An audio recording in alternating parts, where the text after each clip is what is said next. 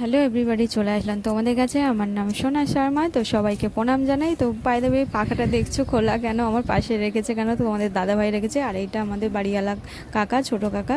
যেহেতু আমাদের ঘরের টালিগুলো লাগাচ্ছে, আবার টালিগুলো ভালো করে লাগাবে, যেহেতু আমাদের ঘরে জল পড়ে, তো বৃষ্টি বাদলার সময় জল পড়ে। আর চলো তোমাদেরকে দেখাচ্ছি। আর তোমাদের দাদাভাইও হাতামাতি করছে, যেহেতু আজকে রবিবার, তো রবিবারে সবাই ছুটি আছে। তো মিস্ত্রি এসছে, তো দাদাভাই বলছে রবিবারে মিস্ত্রি লাগাও, তো রবিবারে আমার ছুটি আছে, তাহলে ঘরে থাকতে পারবো।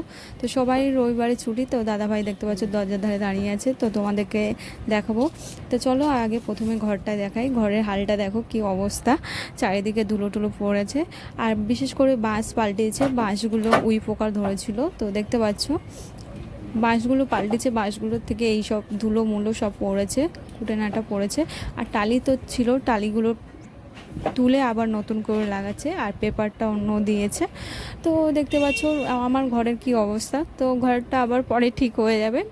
তো আমার একটু কষ্ট হবে, যেহেতু পরিষ্কার করতে 2 দিন লেগে যাবে, যেহেতু একদিনে আমার হয় না। তার মধ্যে মা নেই, এখন আমাকেই হাঁকা হাতে করতে হয়। তো দাদাভাই আছে, তাও আমি টেনশন নেই না, দাদাভাই হাতে হাতে করে দেবে।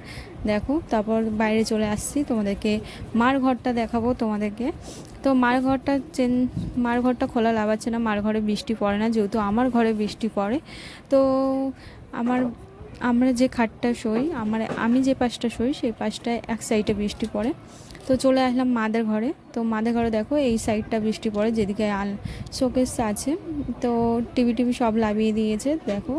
তো এদিকটা অতটা লাভায়নি, যেহেতু এদিকটা বৃষ্টি পড়ে না, যা পড়ে আমাদের দিকটাই পড়ে। তো দেখো, এটা আমি পরিষ্কার করছি আস্তে আস্তে।